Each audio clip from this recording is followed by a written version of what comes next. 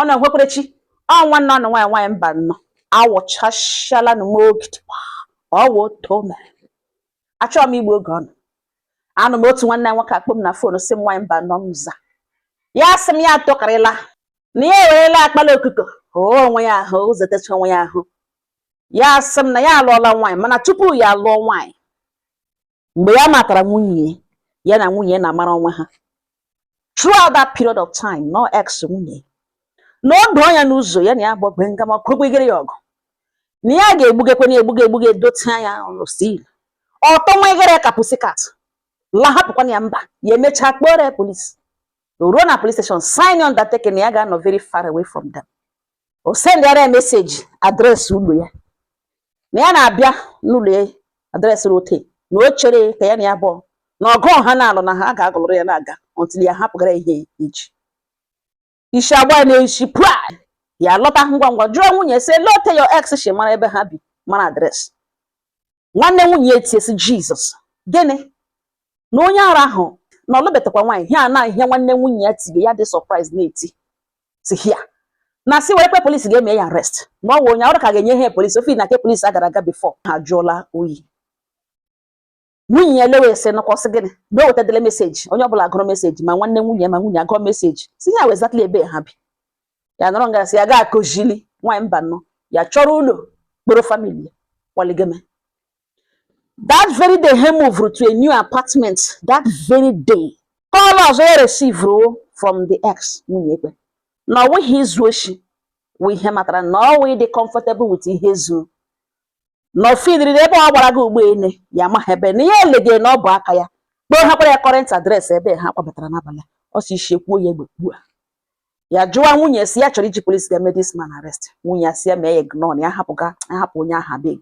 ihe jos shi n'ụlọ ọrụ ya lo meseji anọja abịa ya emepe WhatsApp ya wụrụ ex nwunye ya nọntara video short video mgbe ex nwunye bajugo n'ime shop nwunye mgbaka ọ baga ndị ya sị nụkwa ọ matakwuna ma shop nwunye mana gịnị wụ ihe nka the next message ọ sị gịnị na ya nọ na mmiri ncha na-agbakposhi anya na-agbakposhi imi n'anya na ex nwunye ya na nwunye ya ka na aka ha ka na-agbagbọrị na nwunye ya rụka ọrụrụla es ya ime na ọ ga-eshi ya mgbe na-adịghị anya na ya na suspect na nwunye na ọrịa ime na o mega gwagịrị na hapụkwa ihe nwunye emege na obi ya na ebe ex ya na ha abụọ ka wụratarata ishede na-elu ya were sowiri jelawa jụọ nwunye nsị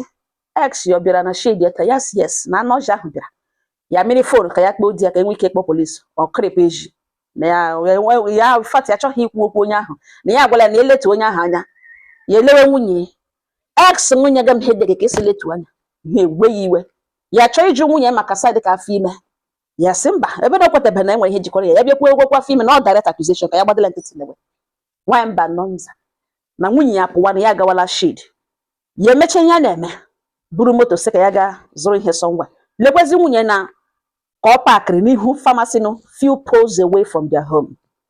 ya eleba anya n'ime pharmacy si nye nwunye moto nwunye eleba anya n'ime nga lekwe nwunye ka ọ chijigo ọgwụ n'ọnụ ya sọ ọgwụ ngịrị ka ọ gaghị ete that means truly na o teghị ime na o shighị ime ex ya atọọla ya ime na onwe mgbe ọ gwara ya na eji ha ahụ ọgwụ ngịrị ka ọ na-aga azụrụ lo n'ụlọ bịa ṅụrụ ọgwụ ngịrị ka ọ na-aga azụrụ eruo na shade ya nọ ya nụrụ n'ime pharmacy nga awejugo n'ọnụ that means o shiri ime nwaanyị mba nnọọ nzọ si ihe ekwezighị control nwunye ya lọta ya confront ya banya na ọṅụgụ ọgwụ na-eji eshi ime na ex ya na ọ tọọla ya ime ya were iwe kwuo okwu na-adịghị mma gwacha nwunye datina emechi ya kpọrọ ụmụ ya gaa DNA test ga-ele ma ọkwa ụmụ ya tochara nwunye ibu ya eji kwapụ ya si ya na-alụgachi n'iwe na ọnụma nwaanyị mba nnọọ ndị mmadụ agbakọ na iwe na-ekweghị kọntrol nwunye ekwekwe na okwu nwunye anụrụ nga na doo pụrụcha akpa ya niile nụtara doo ego na moto weligeme ọ lawa na ụlọ nna ya mpa ya nwụkwalanụ onye nọ ebe ahụ wụ ọnkụlụ somebody a na-asọpụrụ asọpụrụ ya makwa nọ ebe nwunye ya lawara efi na ọ lawara ụmụnna ya ọ gara nke nwanne ya nwaanyị na ya nọzi ọnkụlụ ya nụtara kpee na fon si ya na ya dị stupid na ya wee very stupid man na ọ dị awe ya gba nkịtị n'ihi na ọ bụghị onye ga-ekwu okwu gị na-atụgharị gị na-agbachara okwu ya na ihe nyere ọnkụlụ ya gwa ya na ihe nyere 72 hours iji lọta na ihe nwa ya duru ya gaa lọta na ọwụ ọbara ha ụmụ ya ahụ tipawachara isi ka ha ndị nga ha ka ọ gwaga ha na eze ebe obi na ọ ga-akpọga DNA test mara ma ọ wụ ụmụ ya na ọ dị sure na ọ dị normal na ọwa ọma gị na di na nwaanyị sewe okwu ruo nwe nga ọ ga-erutasị welata okwu ụlọ ọ nọrọ nnọọ ebe ahụ na-disgrace gị onwe e nyere 3 days iji bulala ozu onwe nga nka mara ihe a ga-eme and na edowe ya kpere ocha ma onye ihu ma onye azụ ma nwanne nwunye ya asị bịara na onye ihu na onye azụ kpọrọta ma ụmụaka ma anụ kporo ha ndụwa nwaanyị mba nọ nza ya nọrụdụhụ 72 hours ya chịrị ụmụaka nwanne nwunye ya banye moto ha lawa village na ha erutela na village nụ nta ọnkụl ya lewe ọkwa n'anya bemo na-ele ọrụ ya ka ala mepe ya zụbaka na dị man na ọ gbara dị mkpa na a na-asọpụrụ ya asọpụrụ na ọwụ somebody ya na eziokwu dị na mma ọnkụl ya ba na o nwere onye dị ka ya na what an insult na o nwere onye dị ka ya ihe ya na nwunye emege na Port Harcourt erute steji uru ọlọtahụ ya nwa gara aga nwa ya gara aga lụta o mee ka ya mara ya jụọ nwatakịrị ajụ mara ihe ọnụrụ nga nụrụ na ebe ha bi na disgrace gị onwe ya ba na nwunye ya sị na ya ga-aga enwe iyi na ya ṅụchara iyi ya lawa ụmụnna ya na kemgbe e jiri lụ ya na enwekwala nwoke krọsụrụ ya na ya ga-aṅụrụ iyi na ọwụhụ nwa ya gara aga lụta ka ya ga-eme ala ọ gawa n'ihu agbara na ọ na-aga ịṅụ iyi mba na ya ga-ekwe nwunye ga ṅụ iyi ahụ. There are several ways to find out what happened and the truth. Na ya bịa ebe anyị gba olu na ya kpọwa nwa ya nwoke ke nta si ya bịa ya sị ngwa were pepa detecha ahụ onye ihu na onye azụ n'ọhịa naanị ha mmadụ atọ wa dot ka ị ga-etikwerela m aha ụmụaka tiga aha ha atọ ma nwunye ma nwanne nwunye ma ya onwe dere m aha ha atọ na ya eji ya gaje sonwe agaga gbotowe na ihe ọ ga na ebe ya ga-agbotowe na 7 days na any one of them nga ha atọ nọ nga na ele gị na onye nwekwa ihe ọ ga-ekwu ukwe na ọ bụrụ na aha ahụ nọ ebe ahụ 7 days na ọ na enwere ote nwunye echetụgharị ụkwụ na ọ ga-anwụ ya kwa na enwere oke nọ n'ụlọ gwa gị oke nọ na-ama na ogiri nọ na ngịga na ọ ga-anwụ na enwere onye nwere ihe ọ ga-ekwu bifo ya pụwa na mgbe ọ kụla na-eyirile ngwa ịpụta si ya gawala na enwere onye nwere ihe ọ ga-ekwu mgbe ka nwanne nwunye ya nọ ntara jesi na ya were ihe ya ga-ekwu si biko si agala ije ahụ na ọ ya nyege the young man information. Nwunye eshi nga ọ nọ n'oche bilite si nwanne nwaanyị nọ sị gịnị na mgbe ya nọ skuul na the guy na-asọpọt kwe na ọ na-esendịrị ya ego na ya laikiri ya na this and that na ọ ya nwa na-enye ya information ịghọtago na ya ihe nkwa ya ekwere ya na ọ just game ka ọ gbaga na ọwụkwa na enwere ihe ọ ga-emenwu. Nwunye ya fetọpụrụ ya nwanne nwaanyị ya enyelige nwanne nwaanyị na ntị ya abụọ udu dọrọ ekwa ya sọsị gịnị na gịnị ka ya mere ya lewe nwata nwa agbọghọbịa ya nwere ike ịga ṅụtara iyi na-enwe ihe dị ụtọ na-enwe mgbe ya hanyere na this lady ga-eme nwanne ya ihe dị otu a chilie nwanne ya na nwanne ume na obi elu chilekwu nnukwu chọrọ ha so ha achọ solution. What a life. Mgbe ka nwanne nwaanyị ji esi ya na ọ nọ ha here 10 minutes na ya ga-azụ onye gburu nwanne ya were oso were ije shi ebe nọ lawa ụlọ ha na ya ga-ebulatara nwanne nwunye esi ya ga-ebulatara ya akpa ya ga-ebulatara ibu na ya ga-abịakwanụ na ọ ga-agwa ndị ụlọ ha ihe nwe ihe mere na otu eshiri mee ya na efile na ihe na ọ dịla mma na nwaanyị mba nọ nza na nwunye ya the main thing ekwere kpọgbugbo na nwunye ya si na enweghị ga-eme ka ya laghachita ha back to him na ya disgrace ya na ya trust ya na ya kpebe akwụna n'ihu ndị ihu na ndị azụ na mbiko ya arịọkọtala na ọ na-eto ogologo na ọnkụl ya si alawa na iwe ka na-ewe na emechaa na ọ ga-alụghachita na ya kwado nwunye ya alawala ụmụnna ya ka ya na nwanne nwaanyị ga gbodo ya ebe ahụ mana ote nwunye echi emegene ya hụtaghị ya na ọ ga-alụghachita na ọ na ụmụnna ya nakwa nwaanyị ya bi ya na-ebi n'ụlọ na o nwere obi ike na mbiko mkpọtọ ya na fonu lenụ ma m ga-arịọ ya si ya biko lụghachita ụmụnne m si ya mba na ọ dị necessary ya sị m biko nwaanyị mba nọ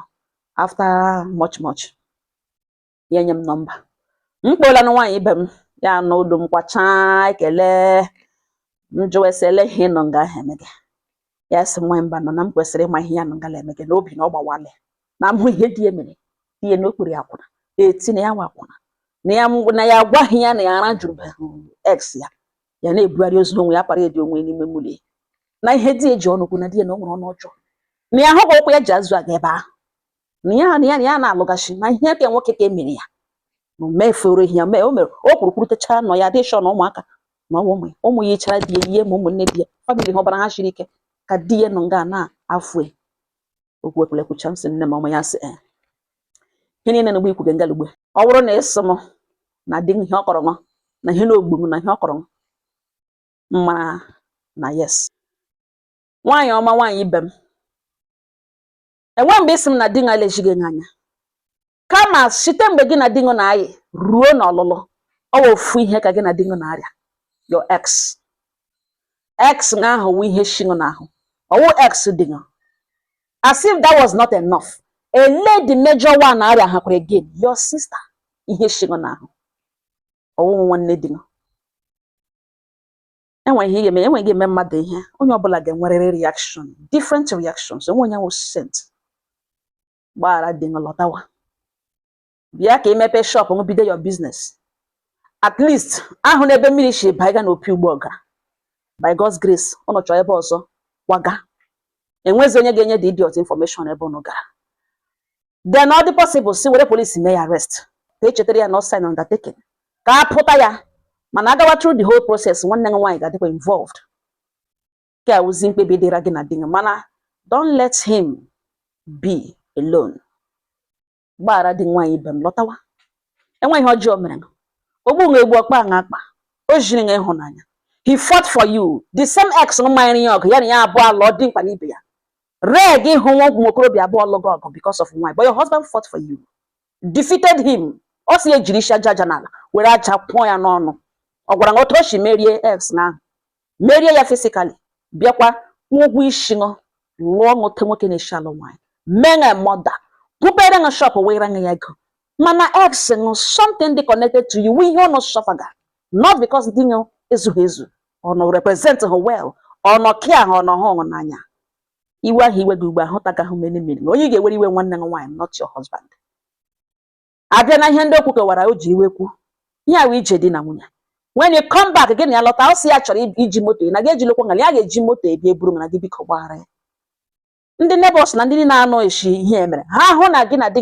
ilekwe ha ka ha kwara uniform agaje. Ya edo ha anya na gị na di emejiele.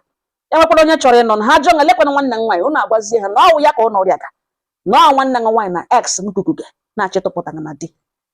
ọ ga-awa another lesson for all of them n'ihi na ụfọdụ sisters anaghị behave chaka nwanne ama m ebe conscience ha nọ gị na di nọ na a ga-asị lekwara nwanne gị asị gị na akọrọ ndị mgbe ị na-agwala mmadụ abụọ na atọ ha eburuzie busha kọrọ ndị niile bịara that day ọkwa nwanne ya nwaanyị o na-anụkwa ha learn all their lessons. Come back to your family. You get mepere shop ngo ka ụmụaka ngo nwike lọghachita school na gị mepe next month. Ose gbara mama wo so ndị omi amamụ. You didn't know why you lower nwaanyị ibe m before ihe mebie. Lokote dị ọrịa ọlaṅụ. Onye nwere iwe nwanne nwaanyị. Gbara dị. Ya sị nwaanyị mba nọ na mbịakwala ugbo m. So awụ dị bịakwala ugbo ịmasị ka mana mata ya ezi m na-ekwu otu oshi ihe m ga-agwa nwanne m ma ọ wụrụ m otu nne m. Ihe m ga-emekwanụ ma ọ wụrụ m. Gbara lụwa nne m nwaanyị ọma ya sị m na ya nna ihe m kwuru na ya ga-emecha na ya ga-ekwu ya chịwa obi ọma akpa mara na yes at least eji m ya na West Olympic mara na yes by God's grace ọ ga-adị mma. Ewu nwanne nọ ebe a mara nwanne gị ị nwere nwanne nwaanyị mara nwanne gị nwaanyị nwere nwanne nwoke mara nwanne nwoke mara mgbe imejọwara nwanne gị mara nwanne gị ọ wee mahụ nwanne gị ọ dị mkpa ka mara nwanne gị mara mgbe ime nwere nwanne gị ihe ọjọọ izuka mana nne jishike mara nwanne gị enweghị m ọchị na gị ikwu ebe a ị nọ nwanne gị nọ ba ya shi enwe otu isi na-agba nwanne gị akpa ọ gịnị wụ iwe gị ọ jealousy envy whichever one ọ gịnị wụ ihe ahụ eji wọrọ nwanne gị akpa wọrọ ya mmiri dị egburu ji gba ụkwụ n'ọkụ nwanne gị ọ wọbara gị ọ ngọ ha na m n'ọnụ udo dịrị ọnụ.